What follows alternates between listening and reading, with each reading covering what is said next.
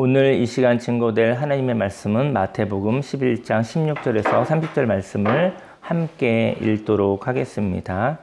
이 세대를 무엇으로 비유할까? 비유하건대 아이들이 장터에 앉아 제 동물을 불러 이르되 우리가 너희를 향하여 피리를 불어도 너희가 멈추지 않고 우리가 슬피 울어도 너희가 가슴을 찌지 아니하였다 함과 같도다. 요한이 와서 먹지도 않고 마시지도 아니하며 그들이 말하기를 귀신이 들렸다 하더니 인자는 와서 먹고 마심에 말하기를 보라 먹기를 탐하고 포도주를 즐기는 사람이요 세리와 죄인의 친구로다 하니 지혜는 그 행한 일로 인하여 옳다함을 얻느니라. 예수께서 권능을 가장 많이 행하신 고을들이 회개하지 아니하므로 그때에 책망하시되 화있을진저 고라시나 화있을진저 벳세다야 너희에게 행한 모든 권능을 두로와 시돈에서 행하였더라면 그들이 벌써 베옷을 입고 제에 앉아 회개하였으리라. 내가 너에게 이르노니 심판날에 두로와 시돈이 너희보다 견디기 쉬우리라. 가버나움아 내가 하늘에게까지 높아지겠느냐? 음부에까지 낮아지리라.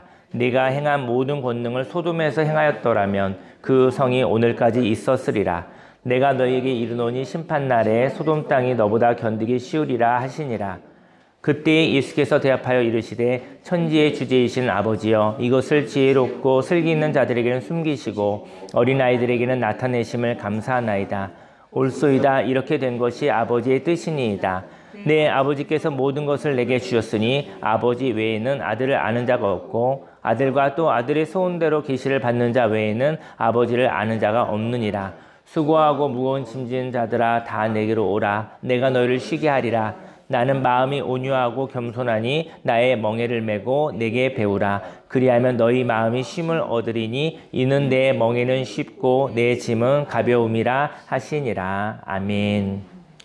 오늘 성경 본문 말씀을 근거로 예수님과 멍에를 메고 쉼과 삶을 살아요라는 제목으로 하나님의 말씀을 증거하도록 하겠습니다.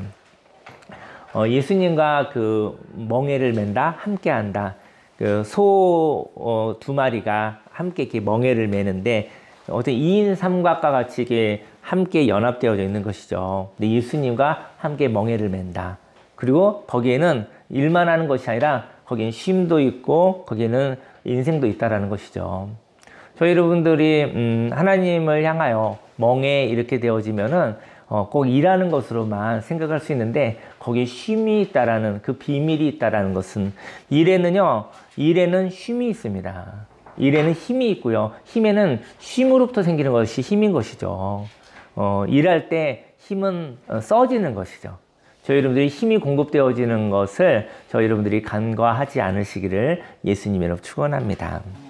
인생에는 나와 가치관이 다르다고 하여서 마음이 괴로운 사람이 있습니다. 다를 뿐이죠. 틀린 것은 아닌데 인생의 가치관이 다른 거예요. 다를 수 있어요. 마태복음 11장 2절에 보니까 요한이 세례 요한이죠. 세례 요한이 감옥에 갇혔는데 그리스도께서 하신 일을 듣고 세례 요한의 제자들을 보내어 예수께 여짜오되 제자들 보내서 물어보는 거예요. 예수께 여짜오되 오실 그 이가 당신입니까? 메시아가 당신이십니까? 아니면 우리가 다른 메시아를 기다려야 합니까? 예수님을 보니까 범상치 않은 분인 것 같아요. 그리고 세례 요한이 예수님에게 침례를 줬거든요. 그때는 그렇게 얘기를 했는데 그리고 세례 요한이 생각할 때 자기가 생각하는 메시아상과 달랐나 봐요. 그래서 궁금했던 거예요. 그래서 예수님이 하시는 일을 보니까 이 세상에 오실 메시아는 이런 분이어야 되는데 라는 그러한 자신만의 그 생각이 있었던 것 같아요. 근데 예수님이 좀 달랐던 거예요. 달랐었을 때 확인이 하고 싶었었던 것이죠. 세례 요한은요, 잘못한 사람들을 향해서 회개하라. 천국이 가까웠다고 회개를 선포하였습니다. 잘못이 있었을 때 즉각적으로 심판하여 하나님의 나라를 만들 메시아를 기다리고 있었어요. 굉장히 급했어요. 세례 요한은 잘못된 게 너무 많은 거예요. 독사의 자식들 많고 너무 잘못된 사람들이 뒤집어지기를 바랬어요. 그래서 그들에게 하나님의 나라를 그들에게 어떻게 보면 무서움을 통해서 그들에게 깨닫게 하기 위해서 급박한 그런 복음을 전해주는 그런 메시아가 오기를 바랬었던 것이죠. 그것은 바로 세례 요한의 모습의 하나님이었던 것이죠. 그래서 급박하게 즉각적으로 심판하고 사람들한테 회개를 하게 하는 하나님의 나라를 만들 그런 메시아를 기다리고 있었거든요. 4절 말씀에 예수께서 대답하십니다. 이르시되 너희가 가서, 바로 이제 세례 요한의 제자들에게 얘기하는 거예요. 너희가 가서 듣고 보는 것을 요한에게, 너희 선생님에게 알려라. 맹인이 보게 되었다. 못 걷는 사람들이 걷게 되었다. 나병 환자가 깨끗함을 받았다. 못 듣는 자가 듣게 되었고 죽은 자가 살아나며 가난한 자에게 복음이 전파된다고 이야기를 하거라 라고 얘기했던 것이죠. 다 살리는 이야기 아닙니까? 다 살리는 이야기인 것이죠. 그리고 누구든지 나로 말미암아 실족하지 아니하는 자는 복이 있도다 하시니라. 예수님 때문에 실족하는 자들이 있습니다. 사람은 자신이 보고 싶은 것만 바라보고 있거든요. 세례 요한은 심판을 통한 즉각적인 하나님의 나라의 임재를 기다렸지만 예수님은 긍휼의 사역을 하고 계셨던 것이죠. 만약 예수님이 행하신 일로 실족하는 사람이 있다면 하나님 나라의 풍성함을 인정하지 못하는 사람입니다. 저 여러분들이 바라보는 인생관이 있을 것 같아요. 하지만 저 여러분이 가지고 있는 그 인생관이 그 인생관을 하나님께 강요할 수는 없다는 것이죠. 저 여러분이 가지고 있는 인생관은 하나님의 풍요함 속에서 한 부분일 수 있습니다. 그래서 각 사람들이 가지고 있는 은사와 부르심과 모양을 통해서 함께 어우러져서 하나님께 영광을 올려드리는 것이죠. 그래서 여러분들이, 저와 여러분들이 가지고 있는 인생과도 하나님이 주신 축복 가운데 하나죠. 하지만 그것을 고집하지 않으시기를 예수님을 축원합니다. 저와 여러분들이 예수님의 사역을 보며 그것은 틀렸다고 바라보지 말고 하나님의 풍성하신 은혜가 있음을 바라보는 자가 되기를 소망합니다. 그리고 이렇게 예수님이 하시는 사역을 통하여 삶에 집중하는 자가 되기를 소망합니다. 바로 예수님은요, 바로 인생에 대해서 얘기해 주신 거예요. 인생에 대해서 이야기하여 주신 것입니다. 세례 요한은 예수님이 누구신가 주목했거든요. 누구신가 궁금한 거예요. 그래서 예수님은 예수님이 누구십니까? 제자들을 통해서 물어봤더니 예수님은 자신의 인생을 설명해 주신 것입니다. 자기가 살아온 삶, 인생의 삶의 이야기를 하여 주신 것이죠. 사람이 만일 어떤 사람에게 주목한다면 어떤 사람을 주목하잖아요. 그러면 그 사람을 만나는 시간이 필요한 것입니다.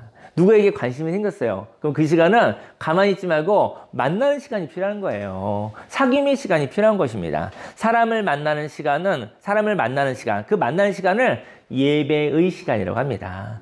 하나님을 만나는 시간, 하나님께 예배드리는 것이고, 사람과 사람이 만나는 것, 그것도 사람과의 예배적인 삶인 것이죠. 사귐의 시간이 바로 예배인 것입니다. 예배의 시간은 삶을 소개하여 주시는 것입니다. 오늘 저희 여러분들이 오늘 이 예배 가운데 하나님의 영으로 하나님과 교제하며 하나님의 이야기를 성령의 감동으로 들으시기를, 또 저와 여러분들도 저와 여러분의 삶을 하나님께 아뢰는 귀한 시간이 되기를 예수님의 이름으로 축원합니다. 세례 요한은요, 심판의 메시아가 되기를 갈망했지만, 메시아가 심판의 메시아가 되기를 갈망했어요. 하지만 긍휼의 메시아가 왔을 때 자신의 메시아상을 바꾸는 것이 바로 실족하지 않는 것입니다. 실족하는 사람은 고집을 내려놓지 않는 사람, 자기가 가지고 있는 고집으로 하나님을 가르치려고 하는 사람이 바로 실족한 사람들입니다.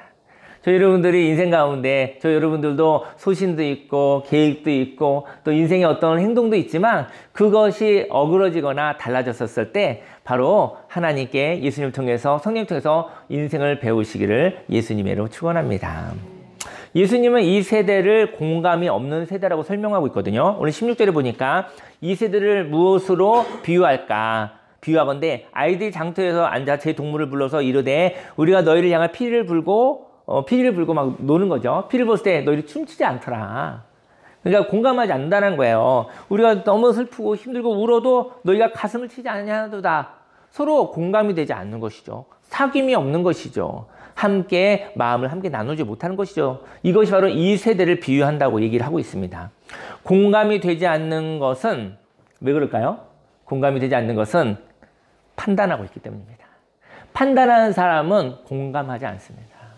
누구를 끌고 가려고 하고 누구를 가르치려고 하고 이제 함께 있지 않습니다. 예수님이 이 땅에 공감하기 위해서 오신 것이죠. 여러분의 인생의 희로애락을 함께하기 위해서 저와 여러분과 똑같아진 것이죠. 근데 만약에 저 여러분들을 가르치고 저 여러분들을 이끌고 갈 거라고 한다면 예수님 오지 않으셔도 되는 것이죠. 공감이 되지 않는 것은 사람을 판단하고 있기 때문입니다. 18절에 요한이 와서 먹지도 않고, 세례 요한이 막 그냥 금식하고, 그 광야에서 좀 불편한 삶을 살았잖아요. 거칠은 삶을 살았잖아요. 이렇게 먹지도 않고 마시지도 아니할 때 그들이 얘기한 거예요. 세례 요한은, 귀신이 들렸다 얘기한 것이죠. 또 인자가 예수님이 오셔서 와서 먹고 마셨어요.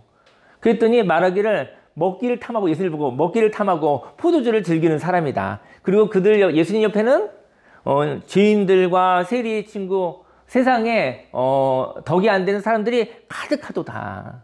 저 사람 어떤 사람인가 이렇게 판단하고 있었던 거예요. 오늘 성경은 지혜는 그 행한 일로 인하여 옳다함을 얻느니라. 판단하는 사람은요, 완벽주의를 전제로 합니다. 내가 옳은 사람이 판단하는 거예요.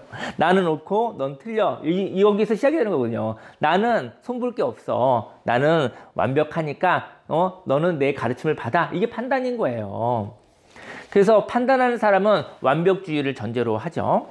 판단하는 사람은 이래도 탈이요 저래도 탈이요라고 생각하는 사람입니다.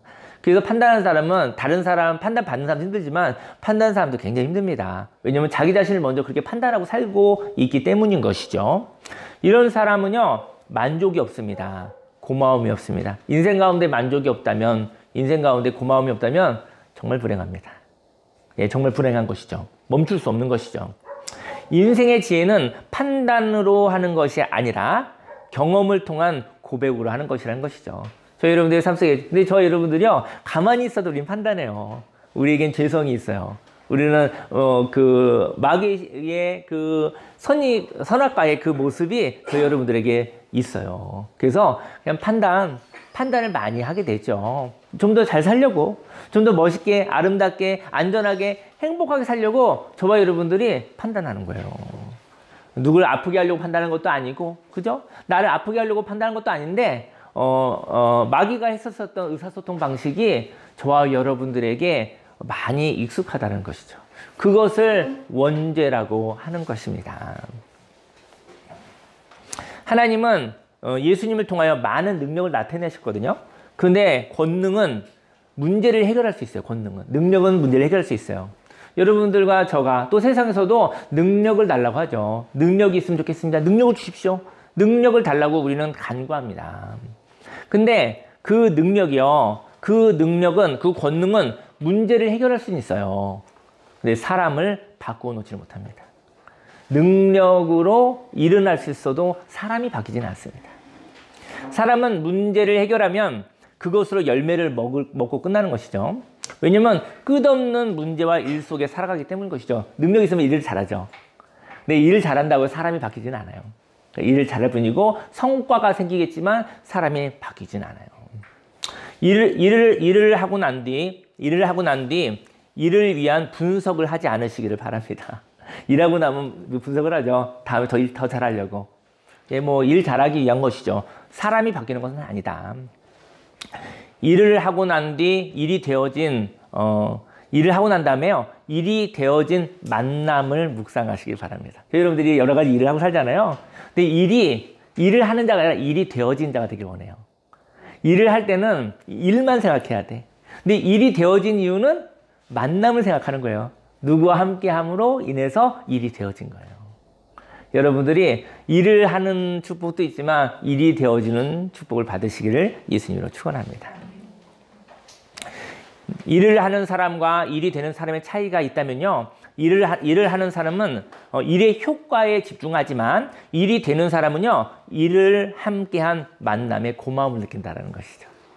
여러분들이 우리 일 없이 살겠습니까? 인생이 다 일인데.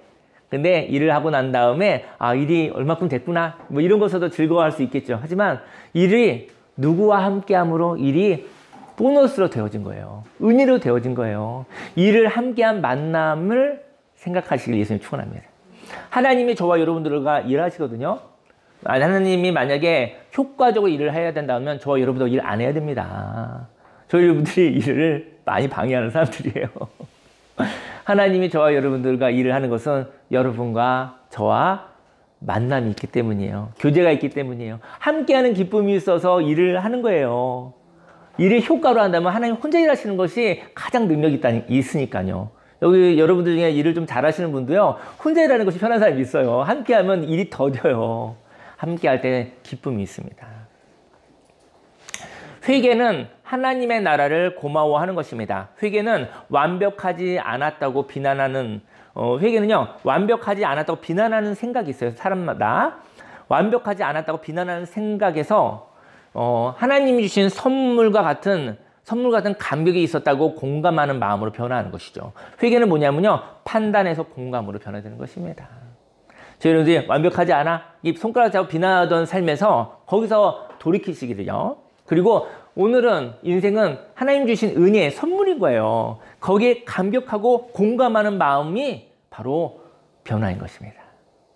하나님은 그래야 인생 가운데 슬픔이 많으나 인생 가운데 그래야 하나님의 행복을 누릴 수 있기 때문인 것이죠. 20절 말씀에 예수께서 권능을 가장 많이 행하신 고을들이 회개하지 아니하므로 그때 책망하시되 화 있을저 고라시나 화 있을저 벳세다야 너에게 모든 권능을 두로와 시돈에서 행했다면 그들이 벌써 회개했을 거야. 그리고 심판날에 두로와 시돈이 너희보다 견디기 쉬울 거야.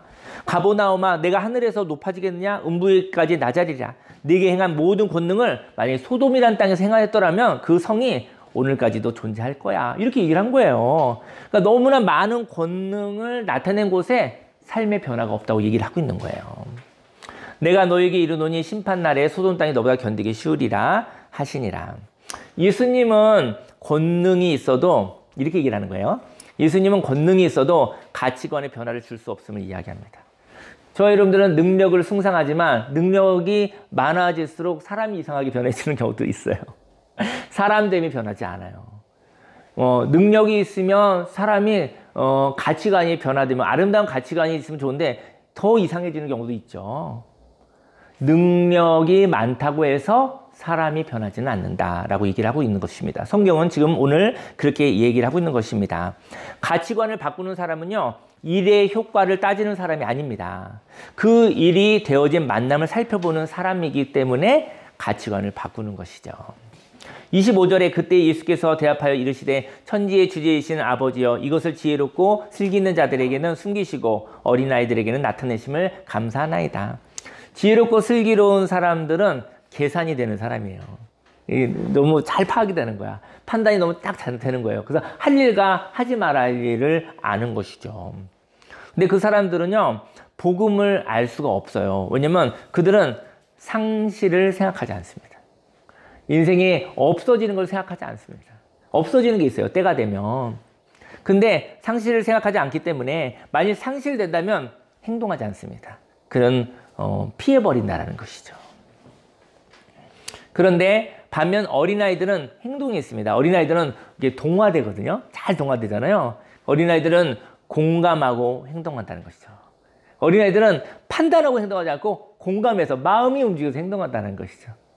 저희 여러분들의 영혼이 감격이 되기를, 저희 여러분이 마음이 이렇게 움직이기를, 마음이 움직여서 행동하시게 되어지면 그때 더 큰 하나님의 행복이 있을 것 같습니다. 26절에 올소이다 이렇게 된 것이 아버지의 뜻이니이다. 복음이 있는데요. 복음이 무엇일까요? 복음의 비밀이 있습니다. 복음은 무엇이냐면 존재라는 거예요. 어제는 있었죠. 어제가 지나갔습니다. 어제는 지나갔고 지금 없습니다. 근데 어제가 지나갔는데 지나간 날을 오늘로 붙잡고 살고 있는 거예요. 어제는 지나갔습니다. 그리고 새날이 벌써 왔어요. 새날이 왔습니다. 새날이 존재할 뿐이지 어제는 지나갔습니다. 새날을 새롭게 사는 사람은 어제를 놓아준 사람입니다. 아무리 아까워도 놓아준 사람입니다. 어제는 내가 붙잡아도 오늘은 없습니다. 오늘은 하나님이 창조하신 오늘만 있을 뿐입니다. 이것이 진리인 거예요. 어제는 지나갔어요. 지금은 없어요. 저희 여러분들은 오늘을 사는 것입니다. 하나님이 얘기하신 것은 오늘을 사는 것이란다.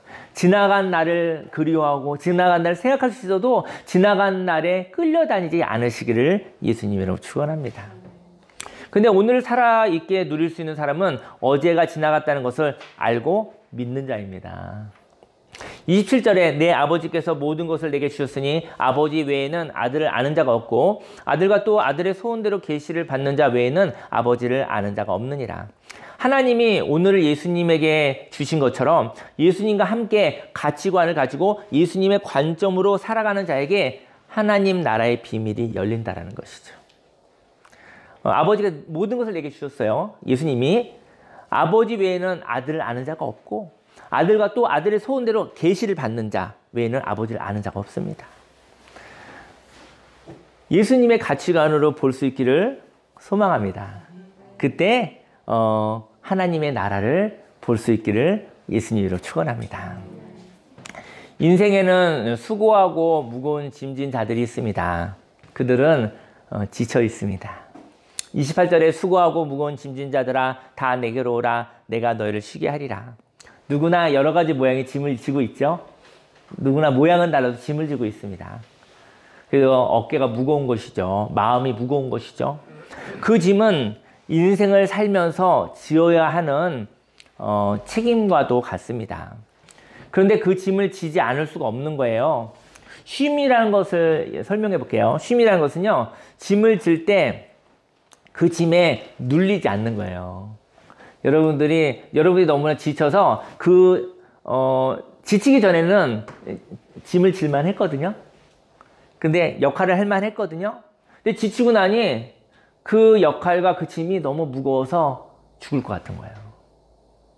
그때 그 짐을 잠깐 내려놓으시기를 예수님으로 축원합니다. 예수님과 함께하면 그 짐을 잠깐 내려놓아도 삶이 파괴되지 않습니다.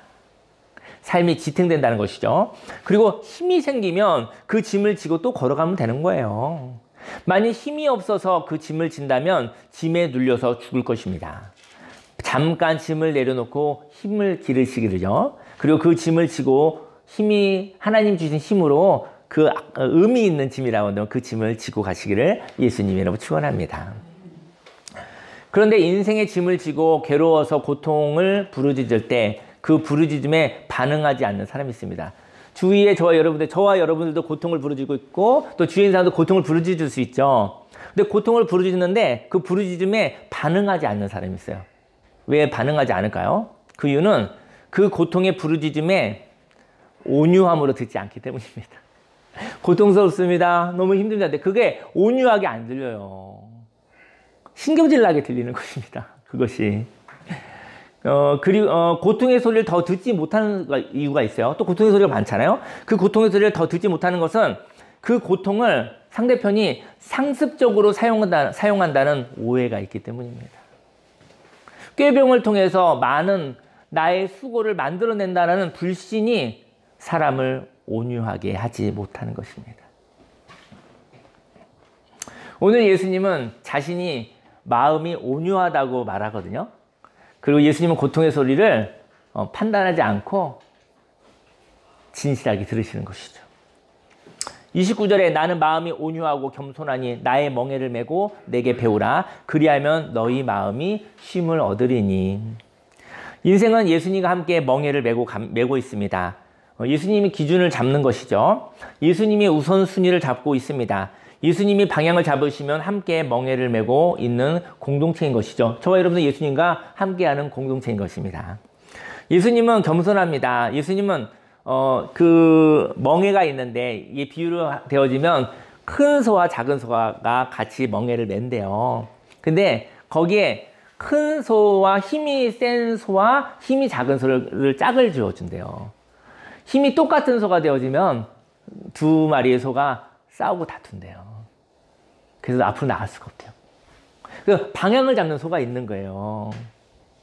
방향을 잡는, 기준을 잡는 소가 있는 거예요. 우리 인생에 예수님이 방향을 잡으시는 인도자가 되기를 예수님을 축원합니다. 저 여러분들이 예수님을 향하여서 힘겨루지 않으시기를요.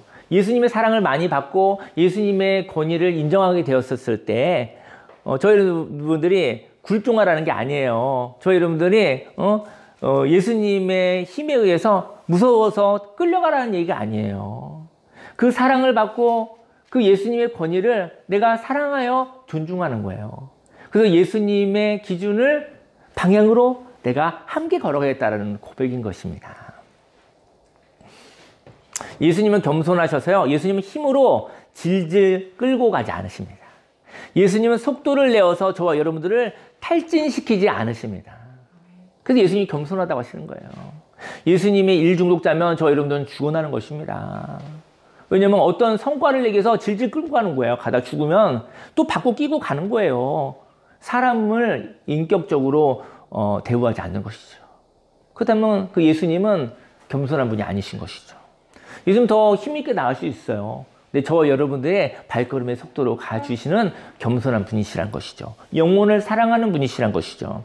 두려움이 있으십니까? 예수님이 저와 여러분들의 속도를 존중해 주십니다. 믿으십니까? 우리가 마음이 지치는 것은 지금 힘이 없는데 강요를 받기 때문이에요. 저희 여러분들이요, 각자 이렇게 힘이 있잖아요. 지칠 때도 있잖아요. 근데 강요를 받을 때 저희 여러분 더 지치는 거예요.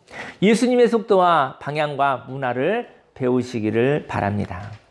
배움이라는 것은 공감하고 동화되는 것을 의미하는데요. 만일 멍에를 맨 두 소가 비슷하다면 다툼이 있고 주인으로부터 매를 맞게 된대요. 왜냐면 두 마리의 소가 힘이 똑같으니까 서로 다투는 거예요. 서로 이리로 가겠다 저리 가겠다 하는 거예요. 그러니까 그러면 일이 안 되잖아요. 그죠? 그러니까 함께 하는 게 안 되잖아요. 그래서 주인이 때려야 되는 거예요. 질서를 잡아줘야 되는 거예요. 근데 그렇게는 안 한대요. 왜냐면 힘이 센 소와 힘이 작은 새를 짝을 지어준대요. 리더가 있고 따라가는 자가 있대요. 여호와는 나의 목자시니 내가 부족함이 없습니다. 저 여러분들이 예수님을 통해서 인도함 받았을 때 자존심 상하지 않으시기를 예수님 축원합니다. 예수님은 겸손하시고 온유하시고 저 여러분을 사랑하시기 때문에 인도하시는 것이지 저 여러분들에게 폭력을 행사하는 분은 아니시라는 것이죠. 큰 소는 리더로서 방향을 정하고 작은 소는 이 시대의 아픔을 이야기합니다. 두 마리의 소가 협력하는 것이죠. 리더 소는 방향을 정하고 시작하며 따라가는 소는 평화를 알고 안전을 추구하죠. 작은 소와 같이 저와 여러분들의 연약함은 세상을 공감하고 세상을 살리는 섬김인 것이죠. 만약에 하나님의 기준으로 예수님의 기준으로 간다고 한다면 연약한 자들은 살아남을 수 없습니다. 하나님의 능력과 예수님의 능력으로 기준이 된다고 한다면 하나님의 능력에 못 미치는 사람들을 버리고 간다고 한다면 버림받을 사람이 너무 많다는 것이죠. 근데 우리 예수님과 저와 여러분들이 같이 멍에를 지어서 저와 여러분의 희로애락으로 속도를 맞추어 가신다는 것이죠. 저와 여러분들이 바로 하나님의 통로요. 예수님의 십자가의 통로인 것입니다. 30절에 이는 내 멍에는 쉽고 내 짐은 가벼움이라 하시니라. 인생은 짐을 지고 가는 것입니다. 그 짐은 하나님이 주신 역할입니다. 일을 하는 사람은 외로울 수 있지만 일이 되는 사람은 행복할 수 있습니다. 저희 여러분들이 일을 하는 사람이 일을 할 때가 있죠.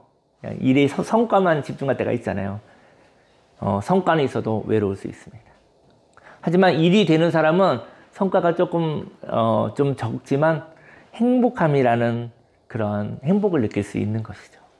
저희 여러분들이 성과를 위해서 살 때도 있지만 저희 여러분이 진정한 행복을 위해서도 살아갈 수 있는 사람이 되기를 예수님이 축원합니다. 기도하려고 하는데요. 지난 금요일 날 그리고 토요일 날 금요일 날 그 새벽 5시에 여기 대구로 떠났어요. 여기 수도권을 통과해야 되니까 저희 무조건 새벽에 나가야 돼요. 수도권에서 서너 시간을 막힐 수가 없어서 그리고 어떠한 분을 신방을 하고 같이 이야기를 나누고 그 집에서 하루 묵었어요. 그래서 하루 묵게 되고 그 다음날 대구 이별학교 하소연 모임을 하고 그리고 이제 대구 내려가는 것은 이번이 마지막이고요. 다음에 그쪽에 있는 분들이 이제는 저희 그 다음 달에 오셔서 예배를 같이 참여하신다고 하셔서 한번 만나 뵙게 될 것 같아요. 그리고 그렇게 시간을 보내고 난 다음에,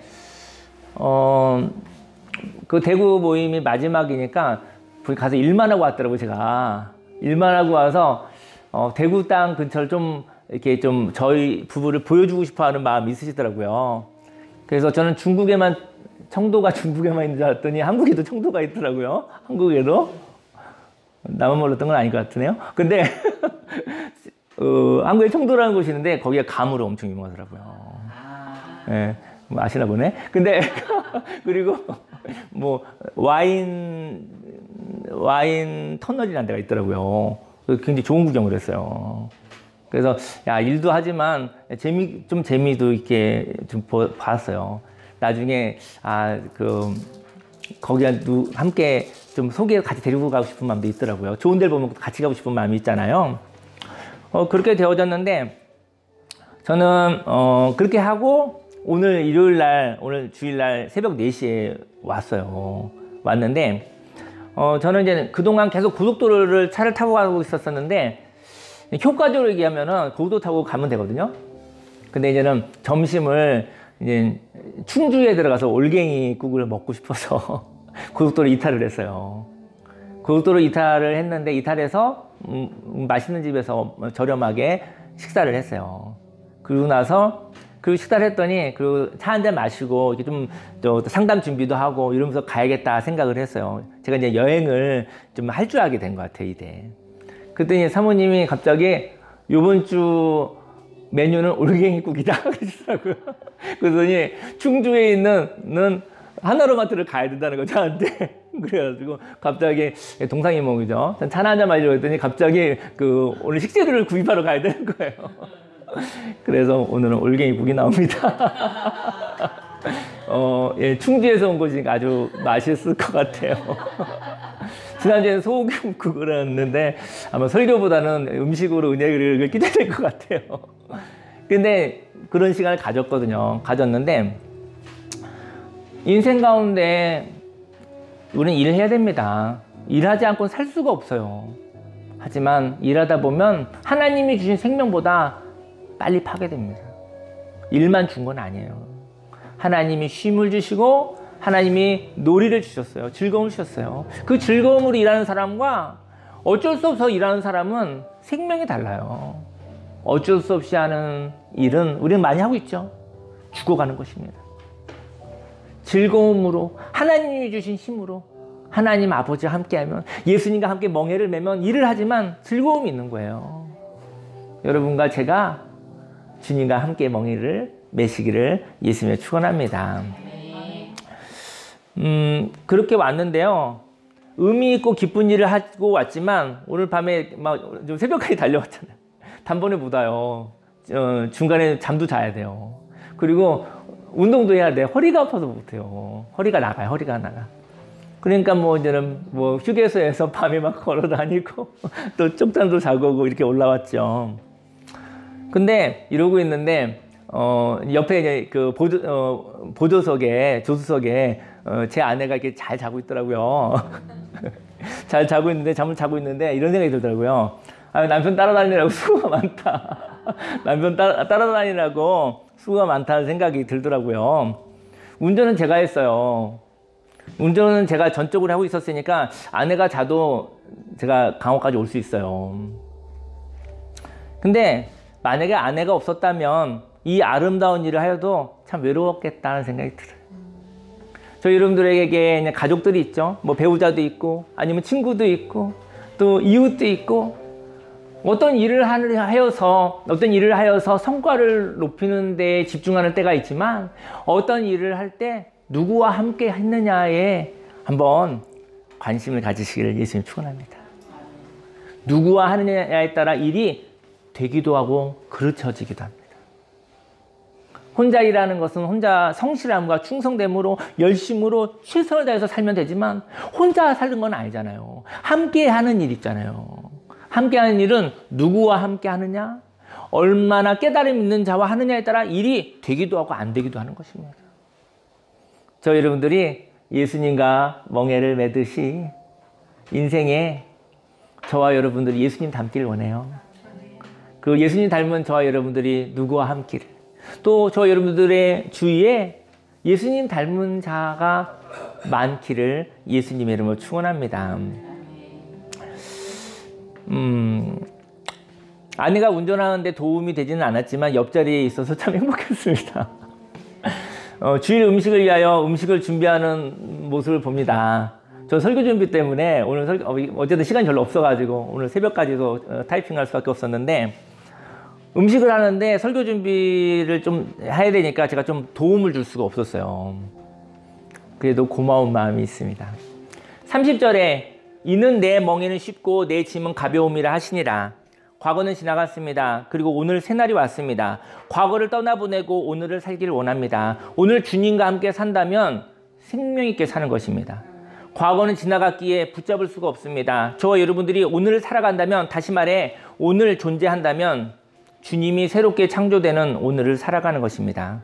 오늘 이렇게 존재하며 살아가는 것은 서로를 향한 고마움입니다. 기도하기 원하는데 예수님이 이렇게 얘기하실 것 같아요. 예수님 혼자 일하시면 더 많은 일을 하실 수 있어요. 예수님은 능력이 있으시지만 외로우실 수 있는 분이에요. 예수님이 저와 여러분들 이럴 것 같아요. 그냥 존재만 해라. 애쓰지 않고 그냥 살아있기만 해라. 그냥 있기만 해도 나는 즐겁다. 하나님이 저와 여러분들에게 내가 너와 멍에를 함께하고 있다. 너가 있는 것으로 내가 충분하다. 그 하나님이 예수님을 통해서 저와 여러분들 함께 하십니다. 여러분들이요, 포기하지 마시고요. 자기 자신을 들볶지 마시기 바랍니다. 그리고 너무 자기를 달달 볶아서 자기를 괴롭히지 마시기 바랍니다. 예수님의 속도대로 걸어가시고요. 저와 여러분들의 속도대로 또 예수님이 걸어가 주십니다. 힘이 나면 예수님 속도대로 조금 맞춰보고요. 힘이 없으면 예수님이 저와 여러분들의 속도를 맞춰주십니다. 하나님의 속도로 살아가시기를 예수님이 축원합니다. 예수님과 멍에를 메고 쉬기도 하고 인생을 살기도 하시기를 바랍니다.